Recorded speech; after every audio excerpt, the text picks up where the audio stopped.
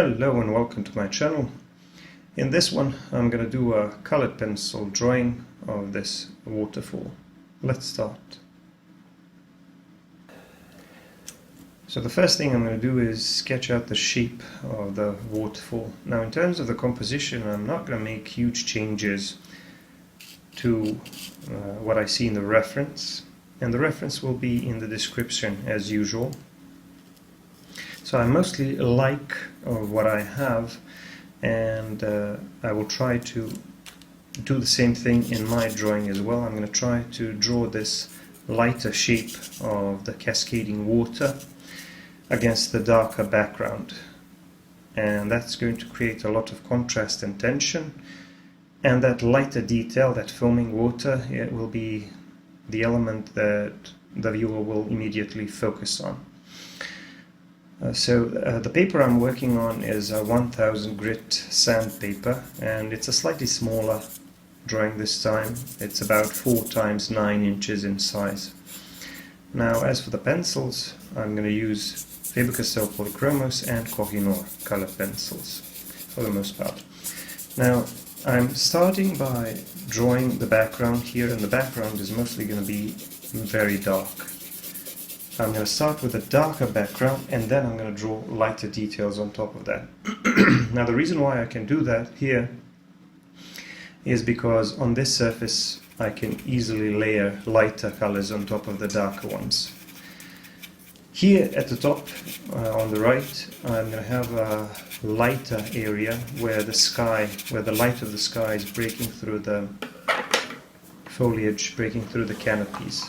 So I'm going to make that a little bit lighter, not completely white, maybe like a dull bluish grey, and I'm going to blend that in a little bit, and then later I'm going to draw some branches and foliage on top of that, but I mostly want to reserve that lighter space there. But now I'm just going to keep working with a black colored pencil, making sure that the background, especially in this upper portion of the drawing, is very dark. And I'm going to blend that with a brush. I use a soft synthetic brush, and with it I can move the material pretty well on this surface. This surface is completely different than regular paper. This is a textured, sanded surface that creates a bit more residue than regular paper, which is why colored pencils tend to behave a little bit more like pastel pencils on this surface than they do on regular paper. Now here, like I said, I'm drawing some branches and maybe a little bit of foliage, a few leaves or clusters of leaves in front of that lighter area, that lighter patch, that opening between the canopies, so that I can make that look a bit more convincing. The rest of it is mostly going to be like fairly dense foliage, dense forest, where we can't really see much of the sky behind the canopies. So once again, the reason why I'm making all of this darker is because later I will be able to add lighter details on top. On regular paper, if you've ever worked with color pencils, you'll notice that it's very difficult, if not impossible, to draw lighter marks on top of the darker layers. Here on this surface you can easily do that, and you can even make some very light, very clean marks when you want to. That's because of this sanded surface, which allows you to work both from dark to light and light to dark. So first I started out by using one of the darker greys to add some suggestions of greenish values, greenish details in the background, and then on top of that I started working with an even lighter green.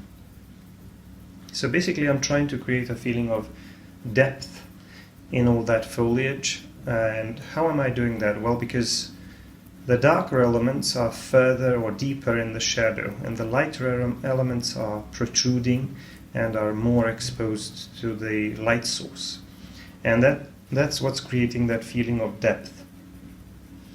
So by making some of these clusters of leaves lighter, I'm at the same time making it look like they are protruding a little bit more and like they are catching more light from that light source. Here on the right side I'm going to have some more foliage, and I'm going to make this even lighter and even larger because I want to make it look like these branches and these leaves here that are popping into the scene are maybe a little bit closer to our viewpoint, and the branches and the foliage which is behind it is much further back. So by stacking those elements, lighter elements, on top of the darker elements, I'm able to push the darker elements back and create that illusion of depth and distance. I even added some touches of light yellowish green color on top of some of those leaves to make them a little bit lighter, to have a little bit more variation, so that it looks like some of those leaves are facing the light source and are even lighter. And now I'm drawing some branches there in the background to make that whole dark area a little bit more interesting, and I'm making the top side of those branches, the top edge of those branches, lighter because that part is more exposed to the light source. So by drawing the light side as well as the shadow side of those branches, I will make them more three-dimensional, and I will make them stand out against the rest of that fairly dull and dark background. And of course, after that I'm drawing some more foliage around them and on top of them. I'm kind of playing around with a couple of different greens, sometimes using some darker greens, sometimes some lighter greens, but during this process I sort of realized that I don't really need to use that many greens. I can just get away with using one lighter green, because with that one green I can actually control the amount of value. I'm using a May green, which is like a light yellowish green maybe.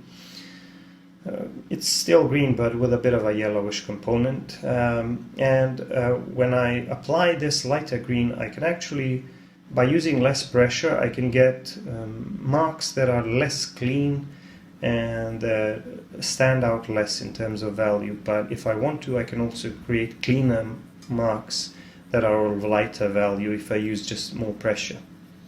Here I'm starting to work on the waterfall, and this part will be a little bit more complex than it actually seems at first, because it's not going to be completely white. This is a foamy water, and some parts of that foamy water are exposed more to the light source. Others are maybe facing away from the light source and are in the shadow, which is why not all of this will be white. Some of it will be kind of like a light gray, and also even among the lighter portions, the white portions of this waterfall, I want a little bit of variation, because I want to create an illusion of foaming, moving water which is splashing all around. And in order to do that, I need to have a little bit of texture, a little bit of that random texture with some of those darker spaces in between, so that I can make it look like maybe those are some shadow areas, or maybe some smaller rocks which are sticking out through that water and stuff like that. I'm adding some grey to these rocks on the sides, and a little bit of lighter grey as well, so that some of these rocks would stand out even more. And then of course around the waterfall itself I'm drawing some more foliage. And always I start with some smaller marks where I use less pressure, and then I build up on top of that by using more and more bold marks, stronger marks with more pressure, and just trying to create cleaner shapes, lighter shapes, which are stacked on top of the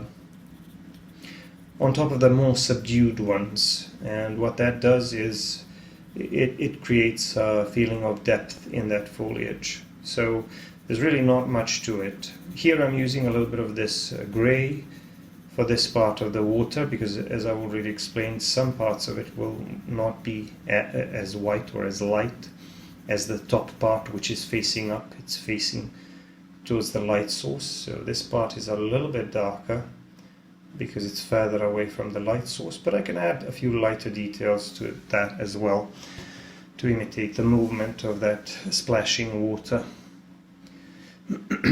Here and there I go back in to rework some of the shadow areas and to rework the shape of that water. And then I'm just adding more and more and more of this foliage here. So as I've already explained, my trick is to vary the amount of value in that foliage, and by drawing lighter and cleaner marks, I'm making it look like that foliage is closer to the light source and is protruding more or sticking out more out of that shadow area. So here I'm doing more of the same on the right side, just establishing that darker value first before I start working out the details like the foliage and the rocks. And here I'm going to have some more rocks on the right side, maybe a little bit less foliage here at the bottom of that first part of the waterfall.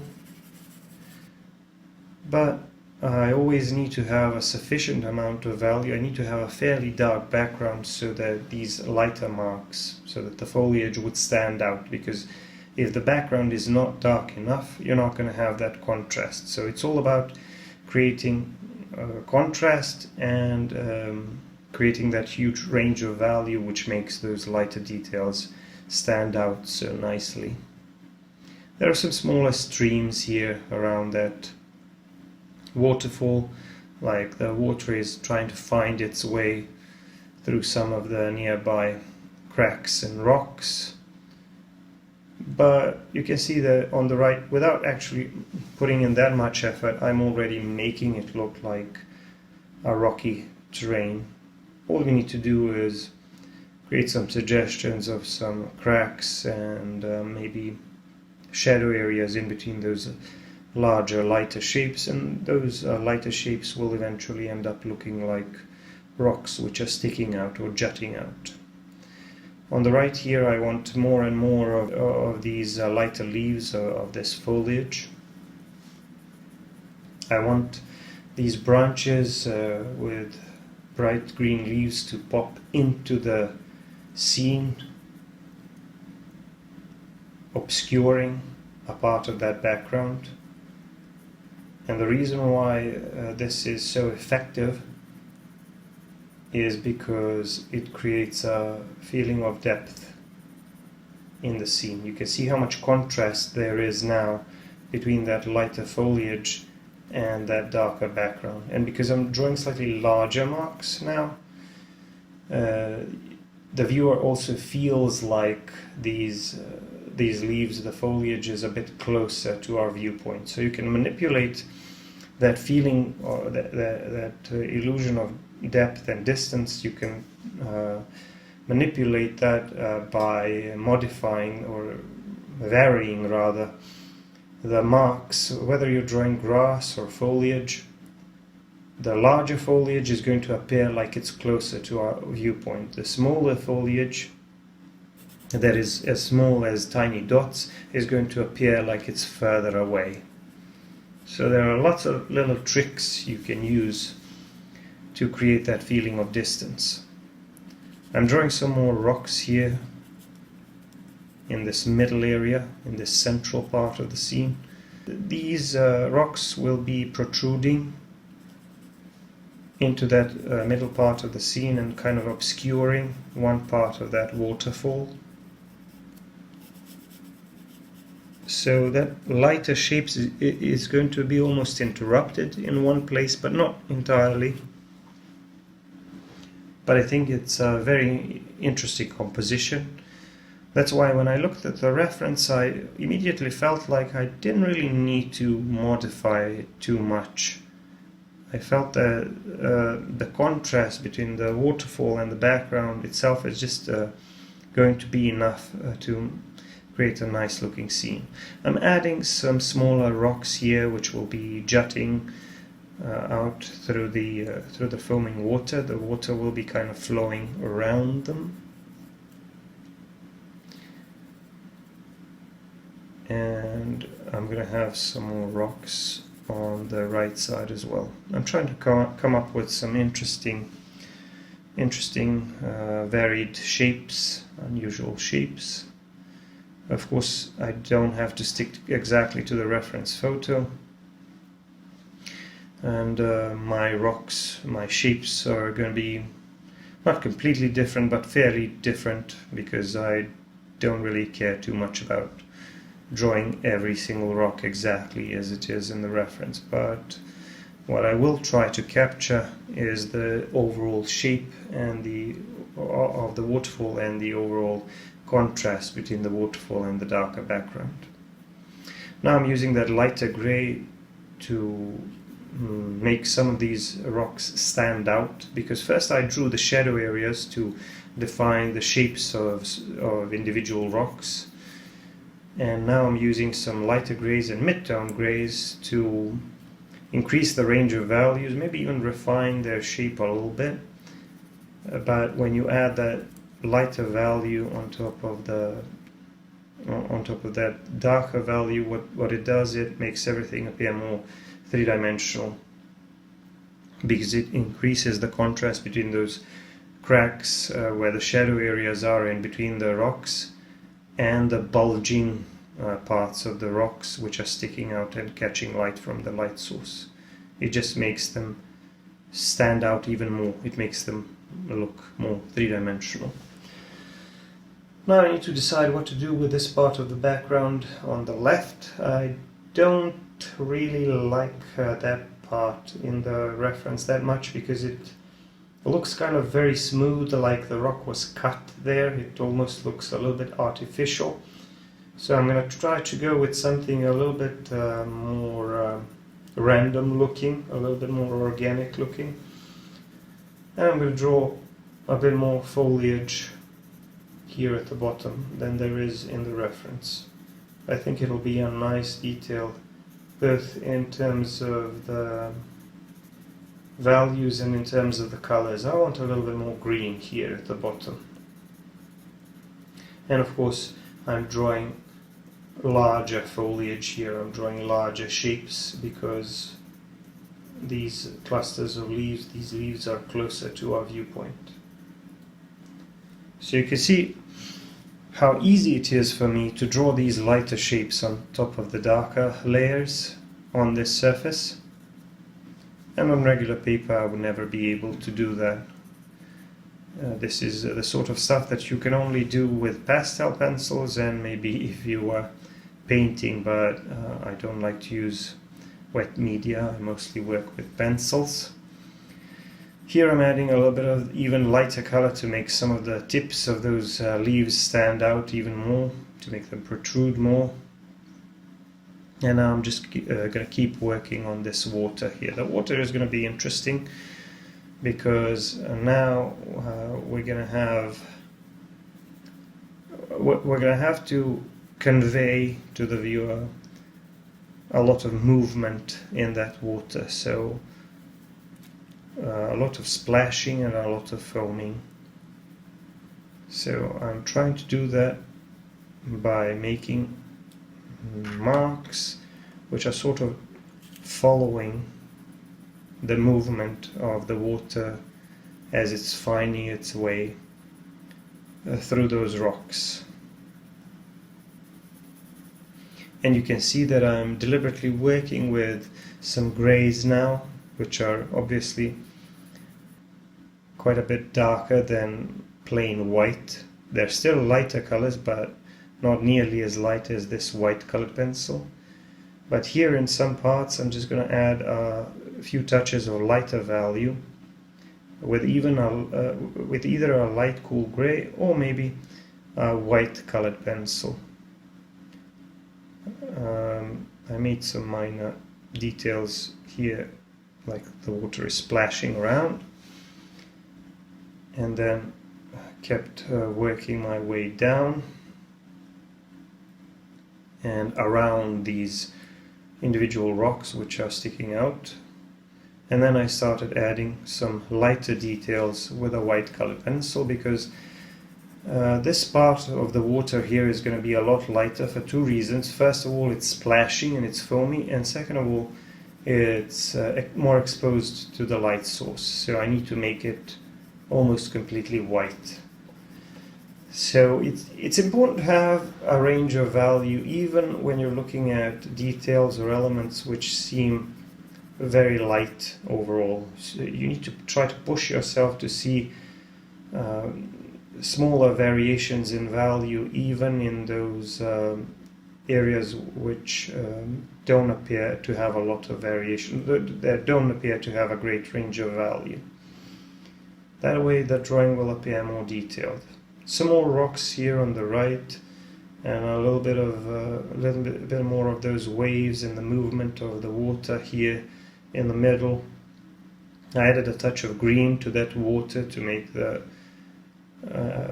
color of the water a bit more interesting in those parts of that flowing water which are not as foamy, maybe, which are a little bit more transparent, I suppose. And then just adding a few rocks here and there to create more contrast between those jutting rocks and the flowing water. I'm adding a little bit of grass here on top of some of these rocks on the sides of the waterfall. And you can see that for the most part I'm using this May green. I use a little bit of those darker greens in the upper part of the drawing in the background, but now I'm just mostly working with this one. And to create variation, or to create a range of value with that single pencil, I'm simply controlling the amount of pressure that I'm using.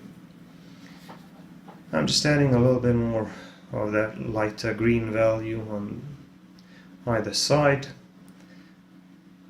and adding a touch of yellowish color as well. Here in the foreground we're going to have a couple of larger rocks. This one here at the bottom is especially large. It's a very interesting shape, and I feel like it has an interesting color in the reference. I'm going to try to capture that because I see a lot of colors in there. I'm going to start by adding some maybe warmer tones, a touch of brown maybe to that rock, and then a little bit of green on top of that, and that's making things a lot more interesting. And then I'm going to use a little bit of black colored pencil to add some irregularities on the surface of the rock and maybe to define some of the smaller rocks. And then with a lighter grey I'm going to define some of the parts of those rocks which are both sticking out and which are reflecting a little bit of light, like maybe some of those lighter edges which are a bit lighter and smoother, and which are, like I said, which are reflecting a little bit of light, because it feels like, when I look at the reference, it feels like a fairly smooth surface, that rock. And I'm just adding a little bit of variation with a black colored pencil, just a few cracks here and there to make it a little more interesting. And then a bit of greenish color here at the bottom, where the water will be a bit more greenish because it's reflecting some of those colors around it, and it'll be a little less foamy, so I'm using less of the white and light gray for it. So the water is kind of spilling over and getting less and less foamy as it's moving away from those cascades. Just adding a few rocks here and there and drawing some foamy water around them, and then adding a touch of blue here and there to make the scene a bit more interesting. The drawing is almost done. I'm gonna remove the tape from the corners and finish that part of the scene as well. But those are, as you can see, just the finishing touches. Just putting a little bit more foliage here at the top as well. And maybe adding a few leaves here in the middle.